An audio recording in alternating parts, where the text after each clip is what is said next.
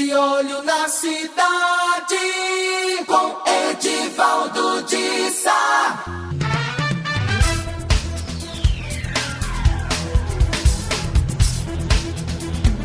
De olho na cidade, a informação em tempo real. Edivaldo de Sá.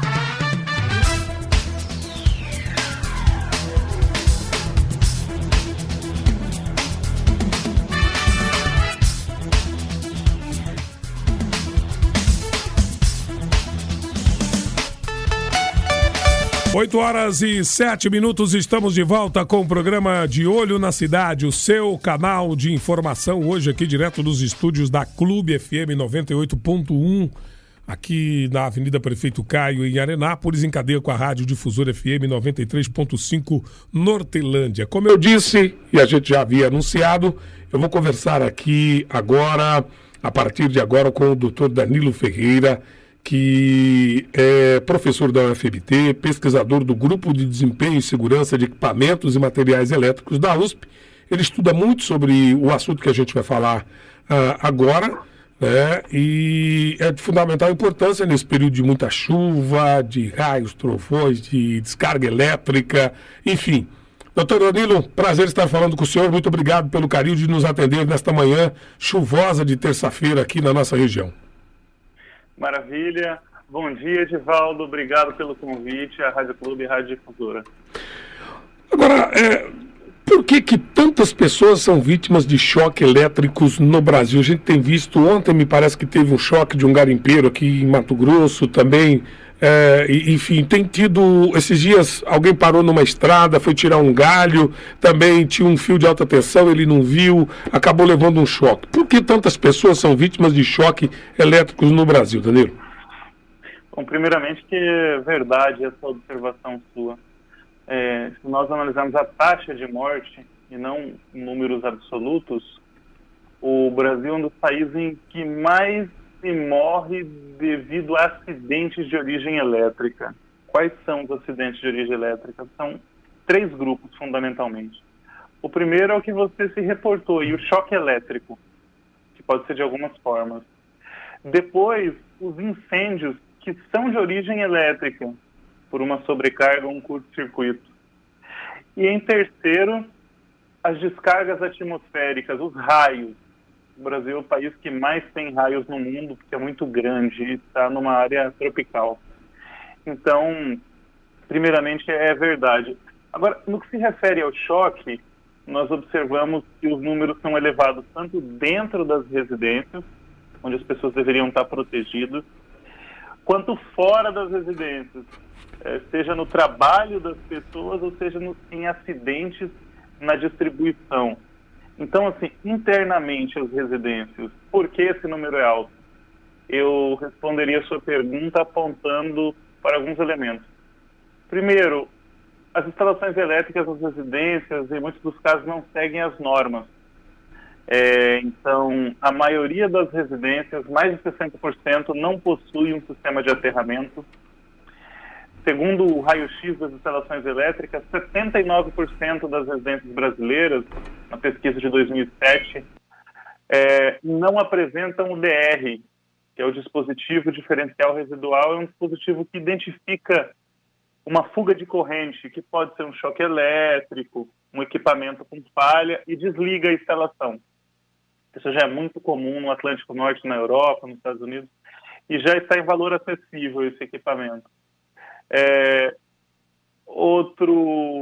A utilização também de equipamentos envelhecidos que já deviam ser descartados é um outro exemplo. Agora, fora das residências, é muito comum se observar os acidentes com choque elétrico, e o motivo principal é a falta de informação ou formação no caso de acidente do trabalho. São profissionais, na melhor das intenções, às vezes não recebem a capacitação adequada, certo, para atuar em eletricidade, e muitas das vezes nem são profissionais que atuam em eletricidade e acabam fazendo alguma atividade que se torna necessária naquele momento. Me permite uma interrupção na linha de raciocínio do senhor, depois o senhor pode continuar. Era uma pergunta que eu estava me preparando para fazer para o senhor. Se esses casos não poderiam estar ligados à falta de preparo, porque as pessoas às vezes se recorrem aos eletricistas a pessoas que fazem a instalação sem conhecimento técnico específico ou profundo e acabam de repente utilizando material, fazendo alguma coisa errada. Poderia ter essa ligação também com essa situação? Sim, Edivaldo, você está certíssimo. E aí o problema é duplo. Porque quando você executa uma instalação por um profissional que não é devidamente capacitado, são problemas em sério. O primeiro é que ele executa, na maioria das vezes, uma instalação que não tem projeto. Então isso já é um problema grave. Depois que ele não sabe verificar a qualidade de material, ele pode executar com material de péssima qualidade. Depois, a instalação fica com baixa qualidade e a possibilidade de uma sobrecarga provocar um incêndio é elevada, ou mesmo dos indivíduos serem vítimas de choque elétrico, pela baixa qualidade da instalação e pela falta do equipamento BR. E aí ele também se coloca em risco, porque ele não tem a capacitação adequada para serviços de eletricidade e não tem a capacitação de segurança de serviços em eletricidade. Então, é um risco elevadíssimo os trabalhadores que não têm a devida formação. Então você está certo, mas observa-se também o problema de outros trabalhadores em proximidade. Por exemplo, trabalhadores da área de telecomunicações, trabalham nas proximidades da média e alta tensão, pintores, serralheiros, carpinteiros, que possam ter contato acidental.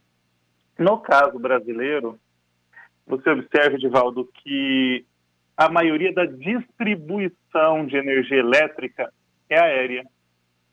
Você vê pouca distribuição subterrânea. Talvez em Salvador, na Avenida Paulista, na Faria Lima, em alguns outros casos. Mas, de modo geral, a distribuição é aérea. Isso tem vantagem, quando você tem problemas é fácil identificar, mas tem muita desvantagem.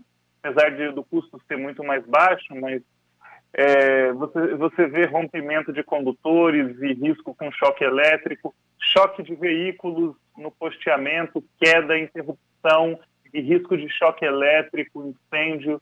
Então, são os diversos motivos. No caso do choque elétrico, eu tentaria responder a sua pergunta com esse conjunto de elementos que explicam isso. Certo. E o que poderia ser feito para evitar os acidentes de origem elétrica?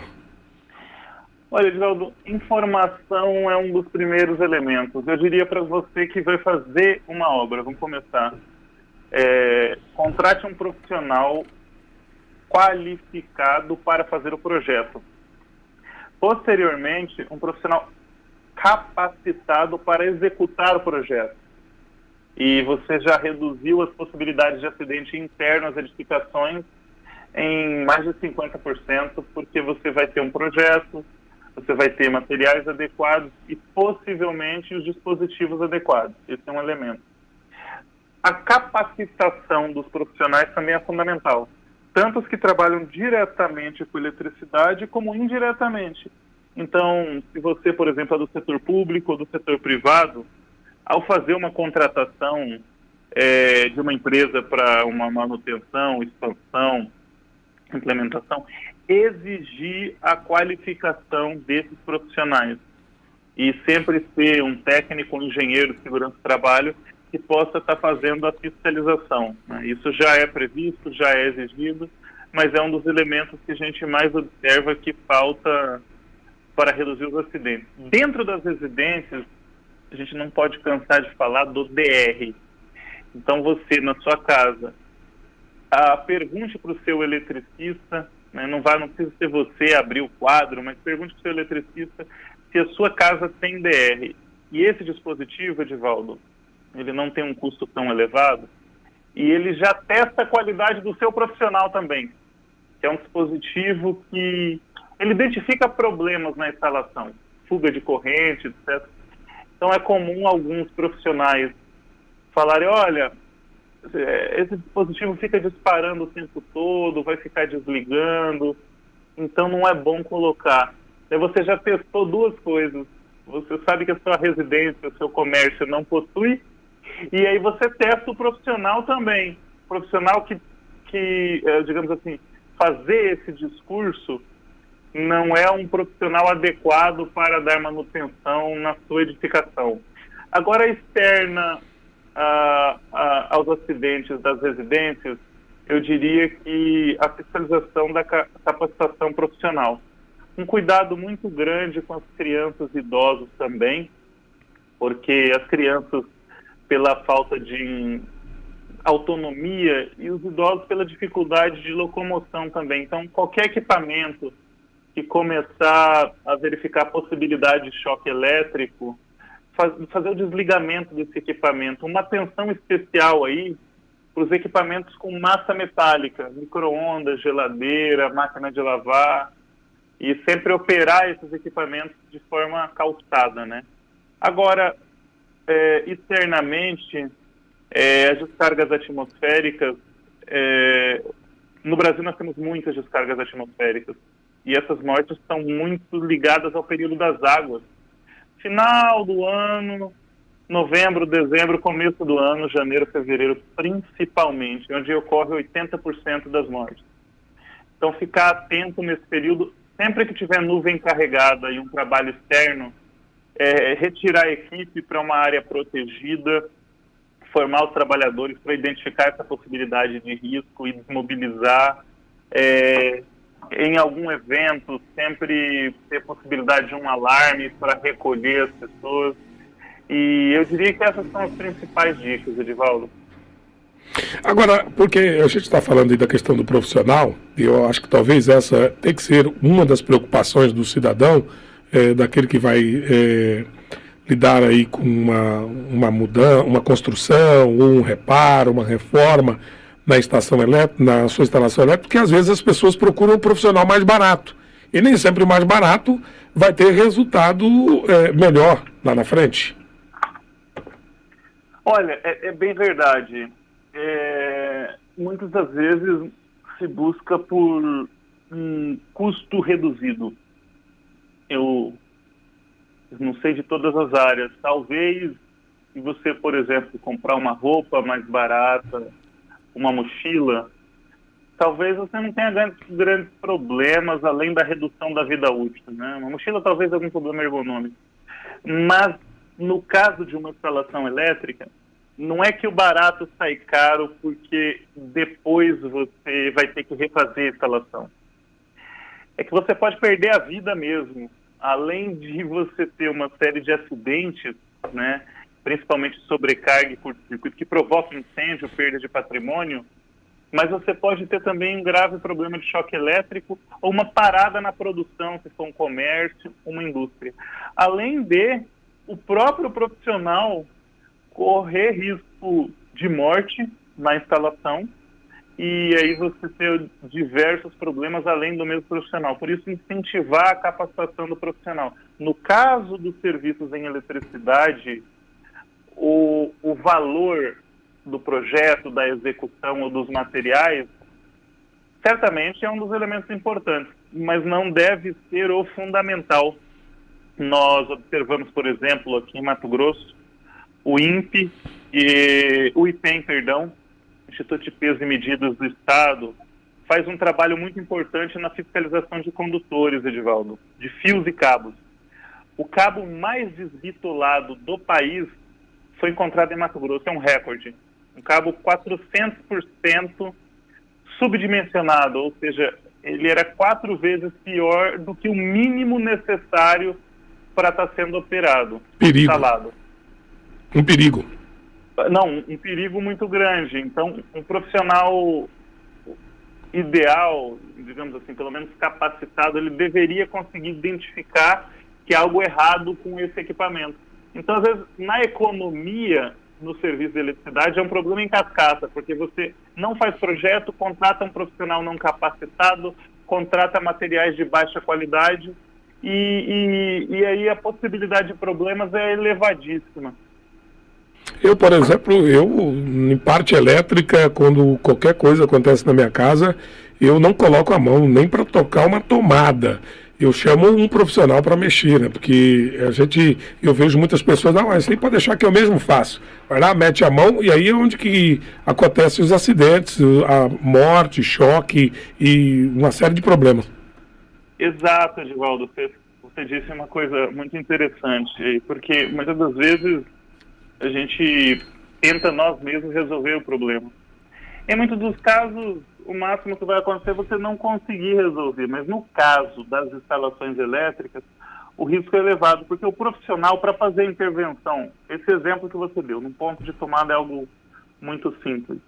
Tem uma série de procedimentos, que ele vai identificar e testar a tensão, ele vai seccionar o circuito, posteriormente ele vai identificar novamente, vai impedir a energização do quadro, e aí vai fazer a troca fazendo uma inspeção, verificando se está tudo correto. Por exemplo, pode ser que não tenha um condutor de aterramento naquele ponto de tomada. Então ele não só fez a troca, ele identificou se tinha algum problema de contato internamente, se está faltando algum equipamento.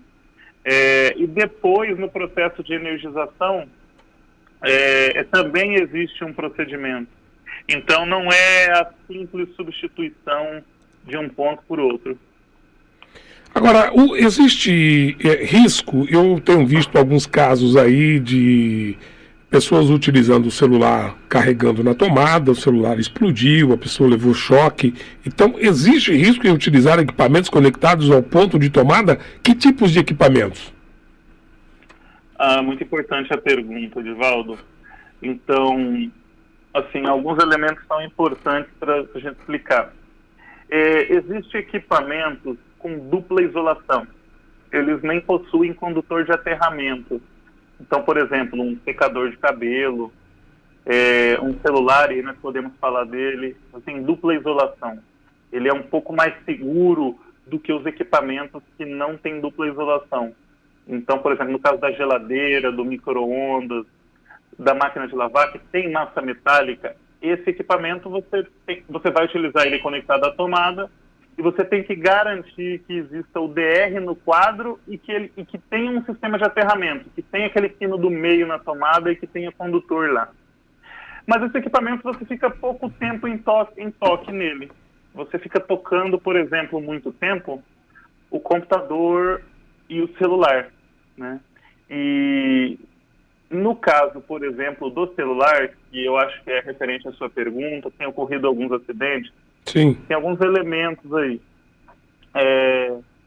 O celular ele é alimentado por uma tensão de 5 volts. Então, uma tensão considerada segura. É uma tensão considerada segura. Os problemas de explosão, na maioria das vezes, estão ligados à bateria de lítio. É uma bateria que ela deve ficar isolada, em contato com o ar, ela entra em combustão. Então, qualquer problema na falha de isolamento, isso pode ocorrer. Mas ainda é um equipamento considerado seguro. Para evitar a explosão dos celulares, bateria, algumas dicas podem ser dadas, como, por exemplo, evitar utilizar o equipamento carregando. Por quê? Porque ele sobreaquece mais. Então, ele sobreaquece, na verdade, né? Se possível, não deixar ele na incidência solar direta, não manter próximas superfícies aquecidas e nem debaixo do travesseiro, quando estiver sendo carregado, etc. Por isso, evitar utilizar conectado à tomada. Agora, nós observamos também que alguns acidentes ocorreram por descarga atmosférica. É raro isso ocorrer interno às residências, mas uma descarga atmosférica pode acoplar numa rede de distribuição e chegar até um ponto de tomada. É muito comum as pessoas falarem, acho que você já deve ter ouvido, olha, caiu um raio, queimou tudo lá em casa. Sim. Então, imagine, se nesse momento, né, você tiver com o seu equipamento celular em um ponto de tomada e estiver operando o equipamento celular, não é mais a tensão de 5 volts, que é considerada segura. São milhares de volts que chegaram nesse equipamento e, por exemplo, você pode estar com ele em mãos ou com um fone de ouvido. E aí, nesse momento, ele se tornou perigoso. Isso é difícil de acontecer, é raro. Então, não é recomendado utilizar o equipamento quando ele estiver carregando, bem como, no período das águas, tomar um cuidado maior. Uma dica que eu posso dar, que na verdade é um elemento que deveria ter em todas as instalações, é um outro equipamento, chamado DPS, Dispositivo de Proteção contra Surtos de Tensão. Dentro do quadro de distribuição da sua residência, você pode contratar um eletricista para fazer a instalação. Esse dispositivo evita a queima de equipamento por sobretensões de origem atmosférica, os raios. Então, se infelizmente você estiver utilizando num horário de chuva e ocorrer uma descarga nas proximidades, esse equipamento ele pode salvar a sua vida, ele pode ajudar desviando essa descarga para o solo, e ele é feito para proteger o equipamento. Mas nesse caso, Edivaldo, em que você cita, eventualmente ele pode também proteger a pessoa. E aí você pode encarar esse equipamento como uma proteção de patrimônio. Entendi. Agora, o senhor falou lá atrás da tomada de 3 pinos, e eu fiquei esperando o senhor concluir o raciocínio do senhor para eu fazer uma pergunta. Eu já vi, em muitos casos, nas tomadas de 3 pinos, alguns eletricistas, às vezes, a tomada lá é antiga, não é desse modelo novo de 3 pinos, mas a pessoa acaba comprando um equipamento com a tomada nova de 3 pinos, e ele acaba cortando aquele pino do meio. Isso é correto? E se isso é feito, o que pode ocasionar? Isso, boa pergunta, Edivaldo. Isso não é correto, né? A gente pode recordar, a gente talvez seja um pouco mais antigo, você acha que é muito jovem, mas a gente pode recordar, antigamente, os equipamentos ditos classe 1, esses com massa metálica, micro-ondas, a geladeira, a máquina de lavar, ele vinha com um cabinho verde enrolado lá atrás, lembra disso? Sim, doutor, estou te ouvindo. Então, ele vinha com esse cabinho verde. Esse cabo não era conectado no sistema de aterramento. Então, esse equipamento ficava em flutuação. O que acontece? Se houver uma falha interna na isolação, essa massa pode ficar energizada, a parte metálica. Alguém em contato com a parte metálica é vítima de choque elétrico. Com o novo padrão brasileiro de tomadas, né, a NBR 14136, esse padrão atual, você já tem os 3 pinos no plug e no ponto de tomada. Então, aquele cabinho que ficava fora, o verde, ele está dentro.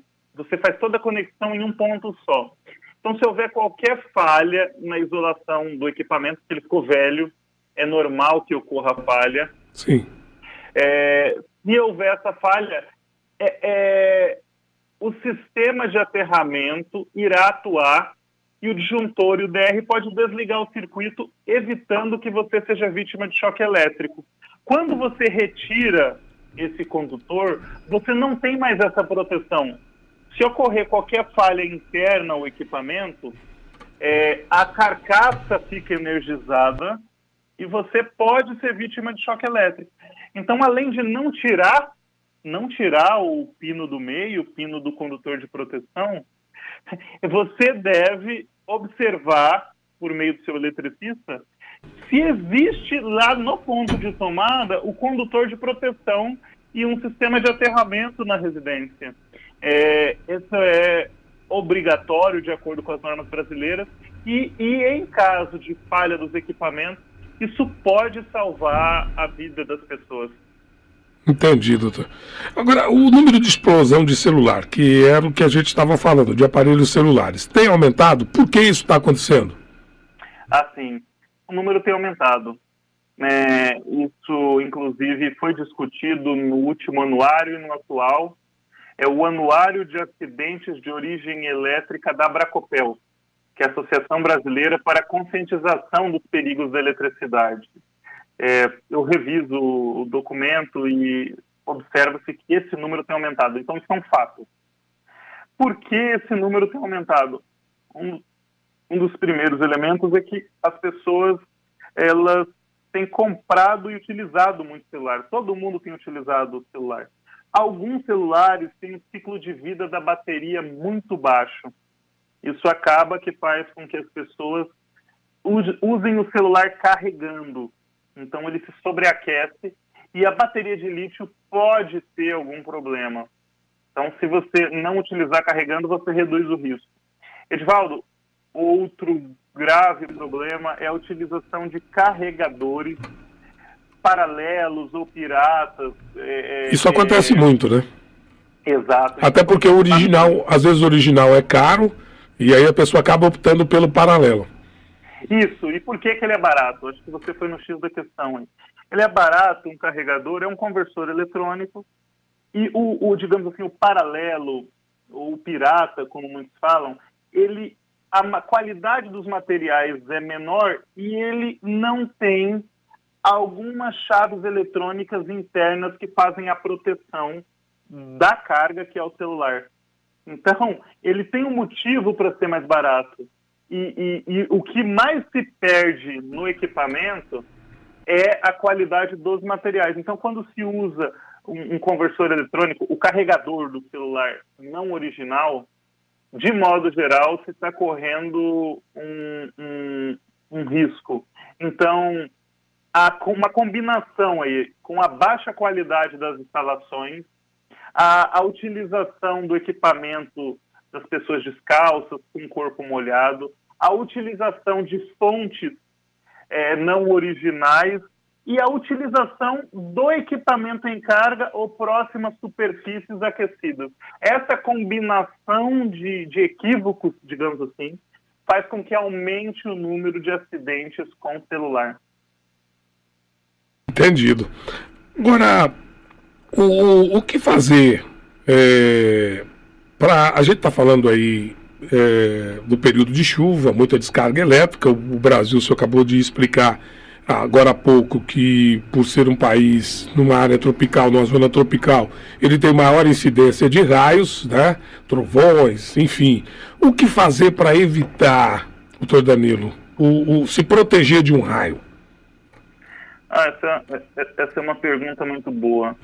Nós temos um elevado número de mortes por acidentes com raios, com descargas atmosféricas, e normalmente o que é esperado, os acidentes ocorrem outdoor, ocorrem com as pessoas trabalhando nas áreas abertas, no campo.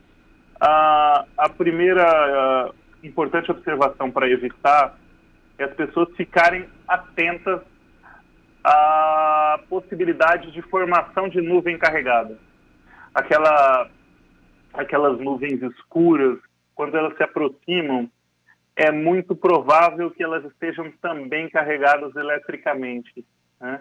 E isso ocorre a descarga atmosférica, que para as pessoas, edificações e demais animais são danosas. Então, a primeira dica, observar sempre o céu, principalmente aí no período das águas. Existe já, Edivaldo, alguns equipamentos que avisam quando forma uma nuvem carregada. É chamado de SAT, os sensores de alerta de tempestades elétricas. Aqui em Mato Grosso existem pouquíssimos instalados, mas ele é recomendado para áreas abertas, como, por exemplo, um estádio de futebol. Nós fizemos um trabalho de conclusão de curso, simulamos a instalação aqui na Arena Pantanal, no estádio de Mato Grosso, Cuiabá, em que, na formação ou na proximidade de uma nuvem carregada, você pode emitir um alarme e avisar para as pessoas se retirarem do local. Uma atenção especial para as obras abertas, assim, por exemplo, construção de rodovias, de grandes edificações, trabalhos no campo, como o cultivo, o pastoreio de animais.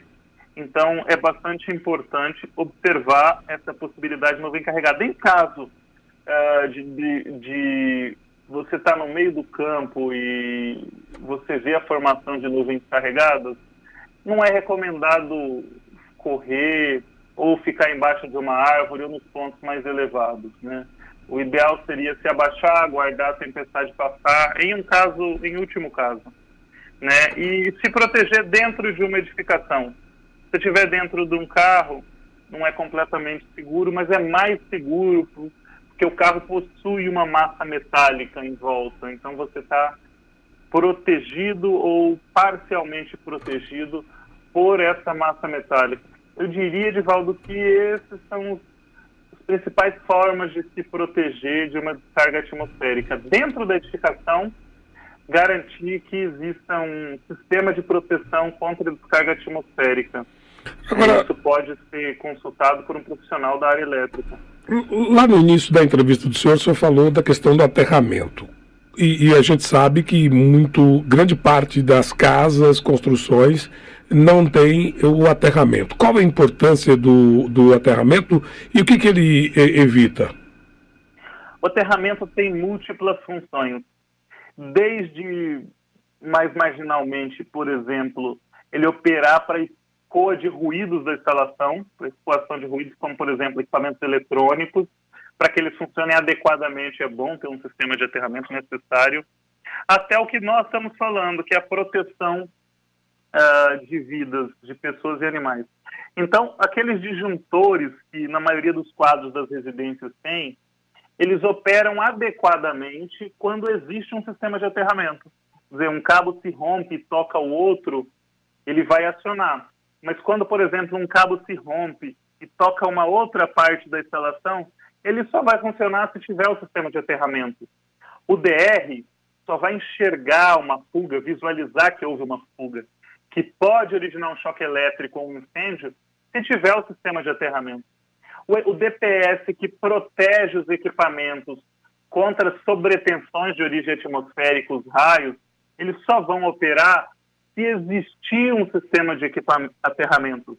Aqueles equipamentos que têm o plug com 3 pinos, essa segurança adicional necessária, ela só vai existir plenamente se a edificação possuir um sistema de aterramento. Então, o sistema de aterramento, ele é absolutamente comum desde ao funcionamento ideal dos equipamentos eletrônicos, à proteção das pessoas contra o choque elétrico ou os incêndios oriundos de sobrecarga ou curto-circuito. Entendi. Outra coisa, sobre o aterramento ainda. Não é muito usual o aterramento em cercas de arame, por exemplo, e é necessário também esse aterramento. Positivo, Edivaldo, é uma informação importante, principalmente para os trabalhadores do campo. As cercas, elas geralmente são constituídas de elementos metálicos e são longas. Então, uma cerca, quando cruza uma linha de distribuição, por exemplo, e se você tem um problema que o cabo se rompe e cai sobre a cerca, você tem uma área muito grande energizada. Qualquer animal, qualquer pessoa que tocar é vítima de choque elétrico. Ou mesmo uma descarga atmosférica próxima à cerca ou diretamente na cerca, ela pode se prolongar durante toda a instalação. Então, são duas observações importantes para a construção de cercas. A primeira, você já disse, de forma intercalada, fazer o aterramento da cerca, que é executado de forma relativamente simples, interligando todos os condutores da cerca em uma haste de aterramento cravada ao solo. Isso deve ser contratado um profissional para especificar os materiais e fazer o projeto, não é algo complicado. Isso é um primeiro elemento de proteção, porque isso garante que a cerca toda não fique energizado. E a proteção do circuito de distribuição que caiu sobre a cerca seja acionado. A segunda dica ou informação importante é o seccionamento da cerca. Não deixar uma cerca muito longa contínua. Existem espaçadores que podem ser comprados para separar, ou mesmo não se fazer a conexão total, fazer por trechos as cercas, isolando um trecho do outro e fazendo o aterramento no centro e nas extremidades da cerca. Muito bem. Agora aqui no Mato Grosso a gente tem um problema. Sempre quando começa a chover, está chovendo, e às vezes até mesmo durante o período de seca, há muitas constantes interrupções no fornecimento de energia elétrica. Por que a energia, quando a energia cai quando chove, doutor? De fato, isso se verifica. Eu diria o seguinte, Edivaldo, reduziu bastante, mas ainda se verifica a interrupção do fornecimento do produto energia elétrica. É verificado de forma mais acentuada, com uma frequência e duração maior no período das águas, nas chuvas. Isso ocorre prioritariamente pelas redes de distribuição brasileiras serem aéreas. Então você fica suscetível a um maior número de descargas atmosféricas, de choques mecânicos. Você pode ter sujeira que se acumula no circuito de distribuição e aí ter fuga de corrente, a proteção a acionar. O choque de placas, de árvores, também é bastante comum. Claro que a concessionária pode investir na resiliência das redes, fazendo uma manutenção adequada, mas em redes aéreas, o número de interrupção é maior do que em redes subterrâneas. Esse é um dos elementos prioritários aí que faz com que, no período das chuvas, você possa ter a falha no fornecimento. O Brasil é um país muito grande e, em muitos dos casos, as fontes de energia não estão próximas ao centro de consumo. Na Europa é o contrário, de modo geral, elas são mais próximas. Aqui, nós temos, por exemplo, a maior linha de transmissão do mundo, que vem desde lá de Santo Antônio Giral até Araraquara, São Paulo. São 2.300 quilômetros. Então, imagina uma linha exposta nesse tamanho às descargas atmosféricas. Em diversos trechos, você vai ter nuvens carregadas e descargas próximas da linha. Os condutores elétricos são condutores para descarga atmosférica, que é uma corrente elétrica. Então, isso torna, por um lado, o sistema fantástico por ser interligado e por possibilitar intercâmbio de energia, por outro, um pouco mais suscetível a, digamos, a falha por acidente de origem atmosférica. Hoje, as descargas atmosféricas são os principais causadores do desligamento das linhas. Então, a concessionária, por um lado, pode investir no reforço das redes, e por outro lado, os usuários tomarem cuidado ao dirigir, são elementos importantes para reduzir essa interrupção do fornecimento de energia elétrica no período das chuvas. E, doutor, eu quero primeiro, antes de caminhar para o encerramento, que a gente já está há bastante tempo falando, tem muita coisa para perguntar para o senhor, mas eu gostaria de parabenizá-lo pela forma pedagógica como que o senhor discorre sobre o assunto, porque é de fácil entendimento para todas as classes sociais. O senhor fala de forma bastante tranquila, bastante transparente, bastante clara, que não tem como não entender um assunto tão complexo como esse. Então, primeiro eu quero parabenizar o senhor, e aí eu quero dizer, o senhor topa um ping-pong aqui, uma resposta rápida comigo? Vamos lá. Vamos lá? Por exemplo, deixa eu pensar aqui, doutor. Uma resposta, uma pergunta rápida, um ping-pong aí. Um raio pode derrubar um avião?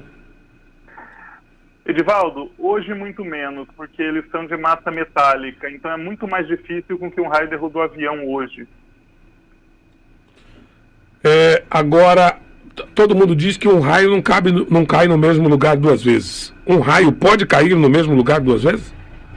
É provável que um raio caia no mesmo lugar duas vezes. Se ele caiu em um lugar, é provável que ele caia de novo, porque aquele lugar reúne as condições para que o raio ali caia, por ser muito elevado, etc. Então é o contrário. Espelho atrai raio? Não, espelho não atrai raio. Esse é um mito aí do período colonial, que os espelhos possuem uma grande massa metálica. Hoje os espelhos não possuem quase nenhuma massa metálica, é um mito. Se eu tiver com chinelo de borracha, com a bota de borracha, eu posso não ser eletrocutado? No caso de uma instalação elétrica ajuda muito, mas no caso de um raio não, porque a borracha não proporciona isolação praticamente nenhuma no caso de um raio, que são milhões de volts. Então, no caso da instalação elétrica, sim, mas no caso do raio, não tem nenhum efeito. Nenhum efeito. Dá para aproveitar a energia de raios, doutor? Olha, boa pergunta. Dificilmente. Exige um investimento muito alto e a energia não é tão elevada. Que energia é a potência no tempo. O raio tem uma potência muito elevada, mas o tempo é muito curto. São microsegundos. Então exigiria muito investimento e não faria sentido técnico. Anel, corrente, atrai raios? Não, é uma massa metálica muito pequena. A influência desses pequenos metais no corpo, eles não vão exercer influência numa nuvem carregada e na massa de terra no solo. É muito improvável, eu não me preocuparia com isso. Celular, atrai raios? Eu já ouvi na mídia alguns profissionais falarem isso, mas não vi evidências, estudos científicos publicados em revistas científicas que afirmam isso. Então, na minha avaliação como pesquisador da área, eu não afirmaria isso, não concordo com essa afirmação, à luz das evidências que eu tenho. O que pode atrair mais raios? Ou o que pode atrair raios? O que pode atrair raios são massas metálicas em pontos elevados. Então, evitar estar em pontos mais elevados em relação ao solo. Torres, prédios. Em cima de prédios, torres, até mesmo árvores. Você está embaixo de uma árvore, ela é um ponto elevado. Preferencialmente está dentro de áreas protegidas, como edificações. Se eu estiver no trânsito durante a chuva, indo daqui para Cuiabá, voltando aqui na cidade, se eu ficar dentro do carro, eu estou mais protegido? Sim, você não está plenamente, mas você está muito mais protegido do que você ficar fora dele, porque o veículo tem uma massa metálica que auxilia muito na proteção. Muito bom. O que mais que seria interessante o senhor para finalizar falar, doutor? Bom, eu agradeço bastante a entrevista, essa oportunidade. Eu diria para o nosso ouvinte, Edivaldo, para o ouvinte da Rádio Clube, da Rádio Difusora, que ficar atento à eletricidade. Ela é fundamental para essa organização social, para a sociedade moderna. Nós não conseguimos viver sem eletricidade, teríamos muita dificuldade, mas ela oferece uma série de riscos. Então, ao contratar profissionais, ter certeza de que são capacitados ou qualificados, que trabalham com materiais adequados, tomar cuidado com as crianças e idosos, e no caso das descargas atmosféricas, tomar cuidado em áreas abertas. Eu avalio que as suas perguntas foram muito importantes e foram direto ao ponto, de maneira que nós aproveitamos a melhor forma esse tempo que me foi disponibilizado. Suas perguntas foram muito boas, eu não teria algo agora a acrescentar. Maravilha. Danilo Ferreira de Souza, professor da UFMT, pesquisador do Grupo de Desempenho e Segurança de Equipamentos e Materiais Elétricos da USP. Muito obrigado pela sua disponibilidade. Sempre que houver necessidade, eu vou estar incomodando o senhor aí para nos prestar esses relevantes esclarecimentos aí para a população. Bom dia.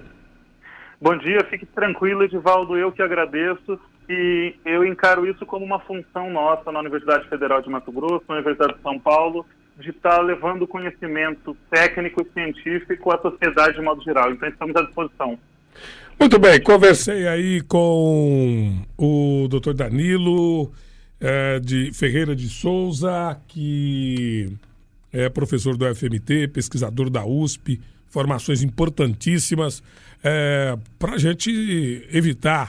Eu tenho acompanhado muito o noticiário, porque às vezes a gente acaba não falando sobre esse assunto, porque é muita notícia, a gente tem que acabar escolhendo aquilo que é mais importante, que a gente julga mais importante, na verdade.